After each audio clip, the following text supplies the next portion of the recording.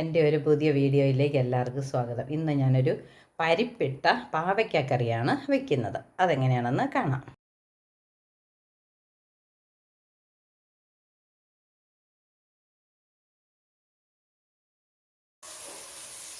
ഇത് കണ്ടോ, പല പാവലേന്നായിട്ട് ഒരു 10-15 പാവയ്ക്ക കിട്ടിയിട്ടുണ്ട്. ഈ പാവയ്ക്ക നമുക്ക് ഒരിത്തിരി പരിപ്പിട്ട് കറി ഉണ്ടാക്കാം. ഈ പാവയ്ക്ക ഒന്ന് കുരു കളഞ്ഞ് അരിഞ്ഞെടുത്ത് ഇച്ചിരി പരിപ്പ് വേവിച്ച് അതും ചേർത്ത് കറിയാക്കാം. ഇനി നമുക്ക് അതിൻ്റെ കൂടെ വേണ്ട സാധനങ്ങളൊക്കെ എടുക്കാം. ഒരു തക്കാളി, മുളക് അരയ്ക്കുന്നൊന്നുമില്ല, അതുകൊണ്ട് ഒരു 2-3 പച്ചമുളക്, പിന്നെ കുറച്ച് ഉള്ളി, ഇനി ഒരു അല്പം പരിപ്പും പുളിയും വേണം. ഒരു പിന്നെ കാപ്പിക്കുരുവിൻ്റെ അത്രയും മതി. അപ്പോൾ അതിന് നമ്മൾ തക്കാളിക്ക് പുളിയുണ്ട് എങ്കിലും പോരാത്തൊരല്പം പുളിയും കൂടെ ചേർക്കണം. പിന്നെ ഞാനിവിടെ ഒരു കുക്കറിനകത്ത് നമ്മുടെ കറിക്ക് ആവശ്യത്തിന് ഏതാണ്ട് വേണ്ട വെള്ളം കൂടെ കണക്കാക്കി, ഈ പരിപ്പ് വേകാനുള്ളതും കണക്കാക്കി വെള്ളം എടുത്തിട്ടുണ്ട്. അത് കഴിഞ്ഞിട്ട് ഇത് ഒരു 1/2 കപ്പ് പരിപ്പുണ്ട്. അത് കഴുകി കുക്കറിനകത്ത് വേറൊരു പാത്രത്തിലാണ് വെച്ചിരിക്കുന്നത്. ഇങ്ങനെ വെച്ച് കഴിഞ്ഞാൽ പരിപ്പ് ഈ തൂവി പോവില്ല എന്ന് പറയുന്നു. നമുക്ക് കുക്കറ് അടച്ച് വേവിക്കാം. തീ കത്തിച്ചു.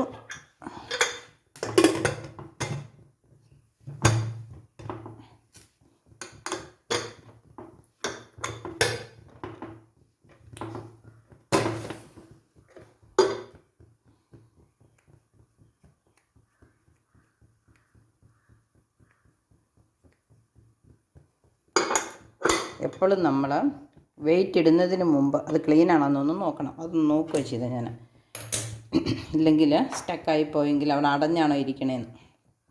ഇത് രണ്ടും നോക്കണം കേട്ടോ.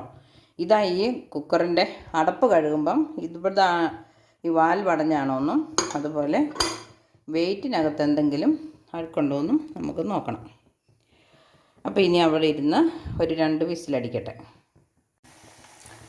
നമ്മുടെ പരിപ്പ് ഒരു വിസിലടിച്ചു, എന്നിട്ട് ഒട്ടും തൂവി വന്നിട്ടില്ല. ഉണ്ടോ, 2ാമത്തെ വിസിലടിച്ചു. എന്നിട്ടും കുക്കറിൻ്റെ അടപ്പിന് മുകളിലേക്ക് അതിൻ്റെ പുറത്തേക്ക് ഒരു കളറോ വ്യത്യാസമോ തൂവി വന്നിട്ടൊന്നുമില്ല. അപ്പോൾ ഒരു വിസിലും കൂടെ അടിച്ച് കഴിയുമ്പോൾ നമുക്കിത് നിർത്തി വെക്കാം. അപ്പം നമുക്കിനി തീ ഓഫാക്കാം. അതവിടെ ഇരുന്ന് കാറ്റ് പോയി, പ്രഷർ പോയി, കാറ്റും പോയി തുറക്കാറാകട്ടെ.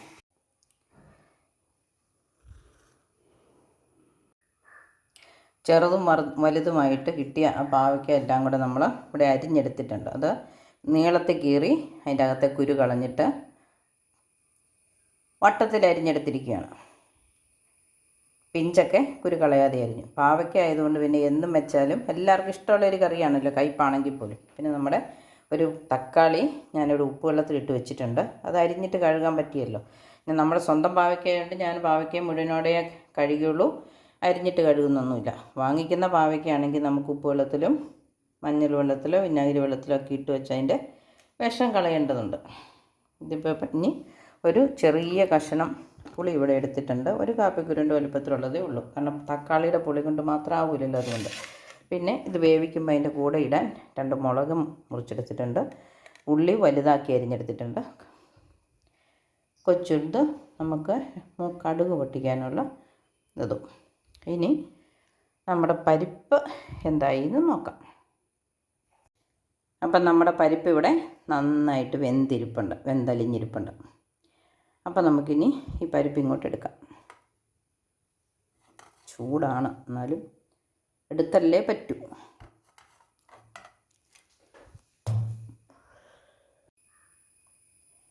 അപ്പോൾ ഈ കുക്കറിലെ വെള്ളം നമുക്ക് പുളി പിഴിയാനൊക്കെ ഈ ചൂടുവെള്ളം എടുക്കാം. അതുപോലെ ചാറിന് പോരാതെ വരുന്ന വെള്ളം ഈ പരിപ്പ് വെന്ത വെള്ളം എടുക്കുകയും ചെയ്യാം. അപ്പം നമുക്ക് വേറൊരു പാത്രം എടുത്ത് അടുപ്പത്ത് വെച്ച് അതിനകത്ത് എണ്ണ ഒഴിച്ച് നമ്മുടെ പാവയ്ക്ക ഒന്ന് വേവിച്ചെടുക്കാം.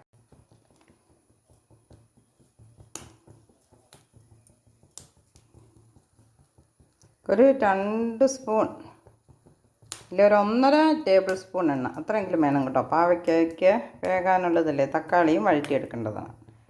അപ്പം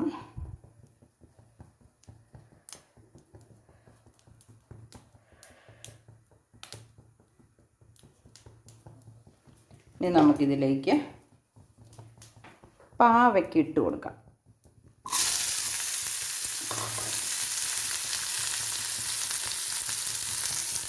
ഒരല്പം ഉപ്പും കൂടെ ചേർത്ത് ഒന്ന് നിരത്തി വെച്ച് മൂടി വെച്ച് വേവിക്കാം. ഉപ്പിട്ടു. തീ വളരെ കുറച്ചാണ് വെച്ചിരിക്കുന്നത്.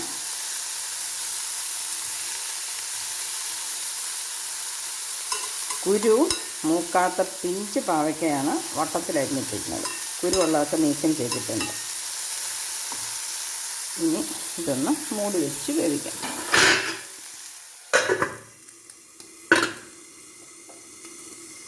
പാവയ്ക്ക എന്തായി എന്ന് നോക്കാം.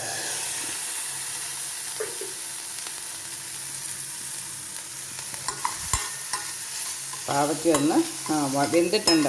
നന്നായിട്ട് വാടി വെന്തിട്ടുണ്ട്. അപ്പം നമുക്കിനി തീ ഓഫാക്കാം.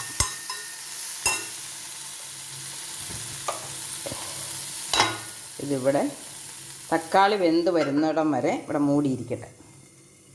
കഴുകി എടുത്തിട്ടുണ്ട്, അടുപ്പത്ത് വെച്ചു. ഇനി തക്കാളി തൊലി കളഞ്ഞ് അരിഞ്ഞെടുത്തിട്ടുണ്ട്. പച്ചത്തക്കാളി ആയിരുന്നു, കുരു മൂത്തല്ലാണ്ട് കുരു കളഞ്ഞിട്ടില്ല. തൊലി കളഞ്ഞ് അരിഞ്ഞെടുത്തു. അത് ആ മൺചട്ടിയിലേക്ക് ഇട്ടു. നമ്മളിവിടെ പരിപ്പ് വേവിക്കാൻ വേണ്ടി കുക്കറിൽ ഒഴിച്ച വെള്ളമുണ്ടല്ലോ, അത് കൂട്ട് കുറച്ച് വെള്ളം ഇത് വേവാൻ വേണ്ടി ഇടുവാണ്. ഇതിൻ്റെ കൂടെ തന്നെ അല്പം ഉള്ളിയും കൊച്ചുള്ളിയാണ്, സവോളയല്ല, മുളകും കൂടെ ചേർത്ത് ഇത് വേവാൻ വെക്കുകയാണ്. ഇത് വേവാൻ ആവശ്യത്തിന് ഒരല്പം ഉപ്പ് ഇടുന്നുണ്ട്.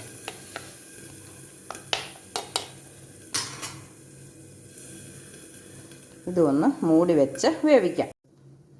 ഈ സമയത്ത് നമുക്കൊരു വേറൊരു ചീനച്ചട്ടി അടുപ്പത്ത് വെച്ച് അതിലേക്ക് ഒരല്പം കായവും ഉഴുന്നും കൂടെ ഇട്ട് വറുത്തെടുക്കാം. അപ്പം ഞാൻ കായ വിട്ടു. ഇനി കുറച്ച് ഉഴുന്നും കൂടെ ഇടാം. ഞാൻ അളന്നൊന്നുമല്ല ഇടുന്നത്, നമുക്ക് ബാക്കി വരുന്നതെടുത്ത് വെച്ചിരുന്നാൽ ഇഡ്ഡലിക്കും ദോശയ്ക്കൊക്കെ ചമ്മന്തി അരയ്ക്കുമ്പോൾ ചേർക്കാമല്ലോ. ഉഴുന്നും ഇട്ടു.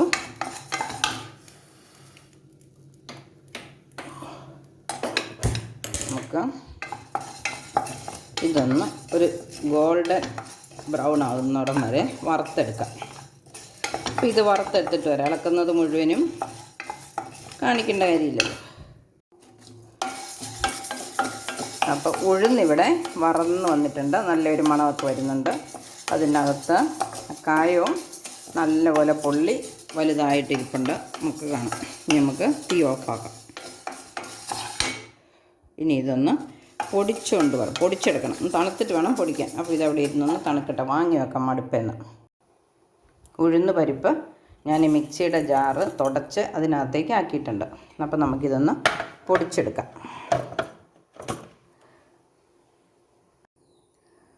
അപ്പം നമ്മുടെ ഉഴുന്ന് കായം പൊടിച്ചത് നന്നായിട്ട്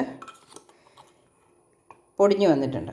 അപ്പം നമുക്ക് ഇനി ഇതിനകത്ത് തേങ്ങ ചേർത്ത് അരയ്ക്കണം. പക്ഷേ ഇത് മുഴുവൻ നമുക്ക് ആവശ്യമില്ലാത്തതുകൊണ്ട് കുറച്ച് നമ്മളിങ്ങോട്ട് മാറ്റുകയാണ്.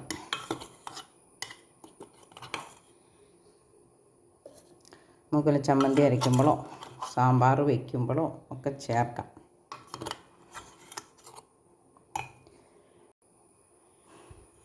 ഇതിപ്പം 1 ടേബിൾ സ്പൂണിന് വകയുണ്ട്. ഇത്രയേ ഇതിനകത്ത് ചേർക്കുന്നുള്ളൂ.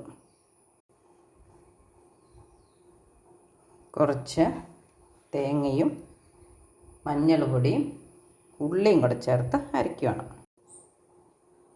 ഉള്ളി ഇട്ടു.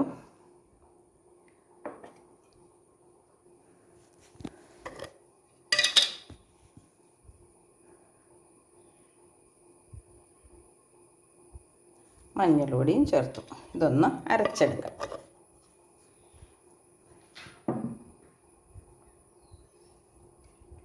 ഒന്ന് കറക്കിയിട്ട് വെള്ളം ഒഴിച്ച് അരയ്ക്കാം.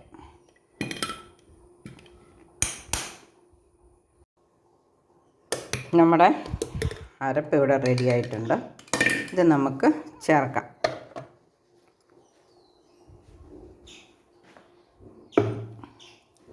എല്ലാത്തിനും മുമ്പ് തക്കാളി വെന്തിരിക്കുന്നതിനകത്തേക്ക് നമുക്ക് പാവയ്ക്കയും പരിപ്പും ചേർത്ത് കൊടുക്കണം.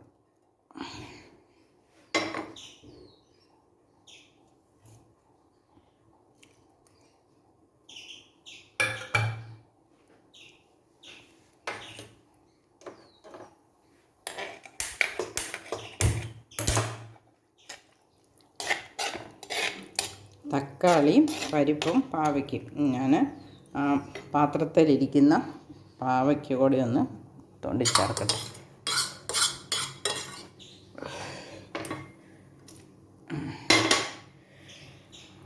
ഇനി ഇതിലേക്ക് നമുക്ക്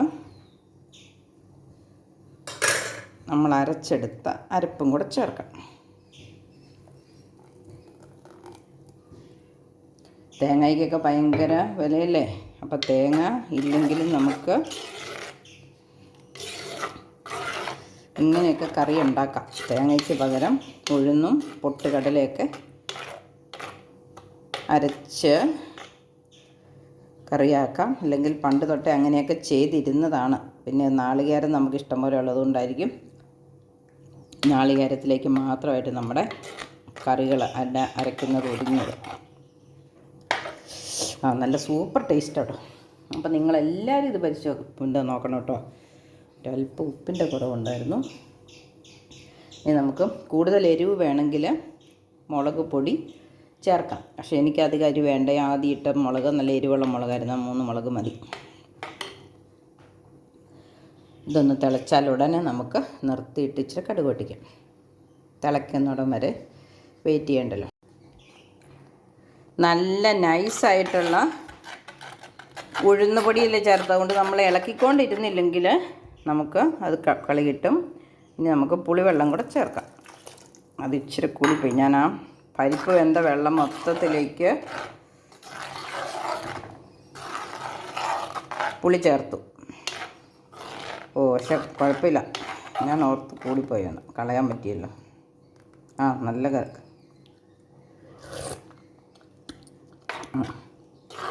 നല്ല സൂപ്പർ ടേസ്റ്റാണ്. നമുക്കൊരല്പം മീൻപൊടിക്ക് മധുരം കൂടെ ചേർക്കാം. എന്നിട്ട് ഇത് സാമ്പാർ ഇപ്പം ചപ്പാത്തിയുടെ കൂടെയോ അപ്പത്തിൻ്റെ കൂടെയോ പുട്ടിൻ്റെ കൂടെയും ചോറിൻ്റെ കൂടെയും എല്ലാം കഴിക്കാവുന്ന ഒരു ചാറ് കറിയാണ് കേട്ടോ. ഏതിൻ്റെ കൂടെ വേണമെങ്കിലും ഈ ചാറ് നമുക്ക് കൂട്ടാം. പതുക്കെ ഒന്ന് തിളക്കട്ടെ. അപ്പോൾ തന്നെ ഞാനൊരു അല്പം ശർക്കര എടുത്തുകൊണ്ട് വരാം. മധുരം ഇഷ്ടമുള്ളവർക്ക് കൂടുതൽ ശർക്കര ചേർക്കാൻ കേട്ടോ. എനിക്ക് മധുരം ഒത്തിരി ചേർക്കുന്ന ഇഷ്ടമില്ല. അതുകൊണ്ട് ഞാനൊരു പൊടിക്ക് പേരിന് മാത്രം ഒന്ന് സ്വാദ് ക്രമീകരിക്കാൻ മാത്രം ഒരല്പം ശർക്കരയെ ചേർത്തിട്ടുള്ളൂ. ഇനി ഇതൊന്ന് പതുക്കെ തിളച്ച് തുടങ്ങുമ്പോൾ നമുക്ക് നിർത്താം. മൺചട്ടിയല്ലേ, അത് കഴിഞ്ഞ് അതിനകത്തിരുന്ന് വീണ്ടും അതൊന്നും കൂടെ കുറുകും, തിളയ്ക്കും.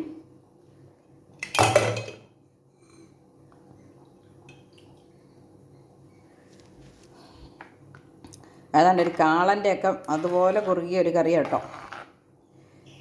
എല്ലാവരും പരീക്ഷിച്ച് നോക്കണം. പാവയ്ക്കല്ലേ, പാവയ്ക്കാന്ന് കേട്ടാൽ മലയാളികളൊന്നും ട്രൈ ചെയ്യാതിരിക്കില്ലല്ലോ.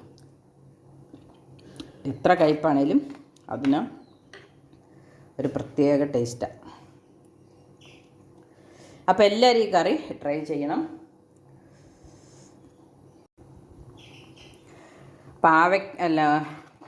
തക്കാളിക്ക് പകരം ഒരു മാങ്ങാ കഷ്ണം ഇട്ട് വേണമെങ്കിൽ നമുക്ക് ഈ കറി വെക്കാം കേട്ടോ. അങ്ങനെ ഞാൻ ചെയ്തിട്ടുണ്ട്. പാവയ്ക്കയും മാങ്ങയും കൂടെ ഇട്ട് വെച്ചിട്ടുണ്ട്, അല്പം പരിപ്പ് ഇട്ട്. പിന്നെ വേറെ പുളിയൊന്നും ചേർത്ത് വെക്കാമെന്ന് എനിക്കറിയത്തില്ല. പുളിക്ക് പകരം പുളി അപ്പം ചേർക്കണ്ട. മാങ്ങ ഇടുമ്പം മാങ്ങയും പാവയ്ക്കയും പരിപ്പും മാത്രം മതി. വാളംപുളിയും വേണ്ട, തക്കാളിക്കായും വേണ്ട. പരിക്ക് തിളച്ച് തുടങ്ങിയിട്ടുണ്ട്. നമുക്ക്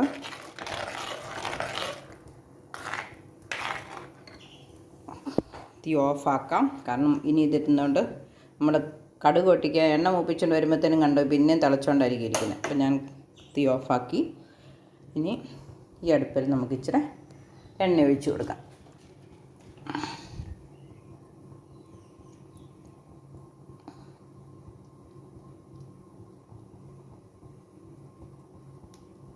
ഉണ്ടോ, നമ്മൾ തീ ഓഫാക്കിയിട്ട് അവിടെ ഇരുന്നുകൊണ്ട് തിളയ്ക്കുക.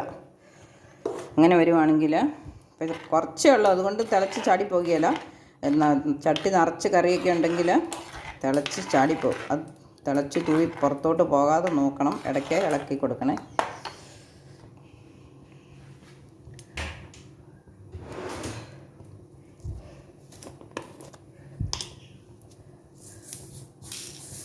ഇതിലേക്കൊരു 2 കടുകും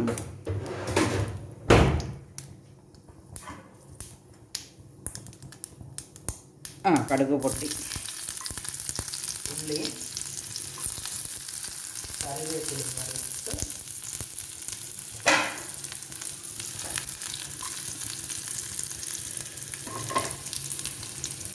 ഇനി ഇതിനകത്ത് വേണമെങ്കിൽ നമുക്ക് വറ്റൽമുളക് മുറിച്ചിടാം.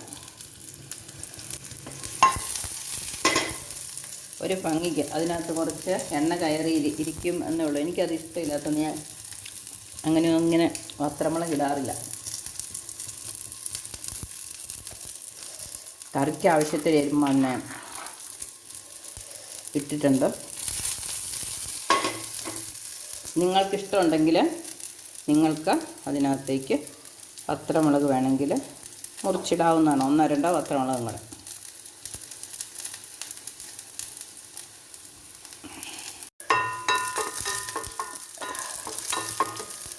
നമ്മുടെ ഉള്ളിയും കരിവേപ്പിലയും മൂത്തിട്ടുണ്ട്. നമുക്ക് തീ ഓഫാക്കാം. എന്നിട്ട് അത് ഇതിനകത്തേക്ക് ഒഴിക്കാം.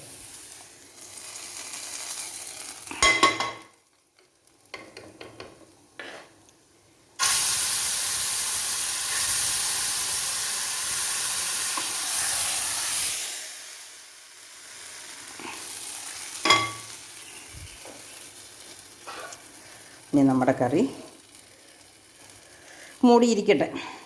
അപ്പോൾ എൻ്റെ കറി ഇഷ്ടപ്പെട്ടെങ്കിൽ എല്ലാവരും ലൈക്ക് ചെയ്യണം, ഷെയർ ചെയ്യണം, കമൻ്റ് ഇടണം. ഇതുപോലെ ഉണ്ടാക്കി നോക്കണം. അപ്പം മറ്റൊരു വീഡിയോ ആയിട്ട് വരുന്നത് വരെ എല്ലാവർക്കും നന്ദി, നമസ്കാരം.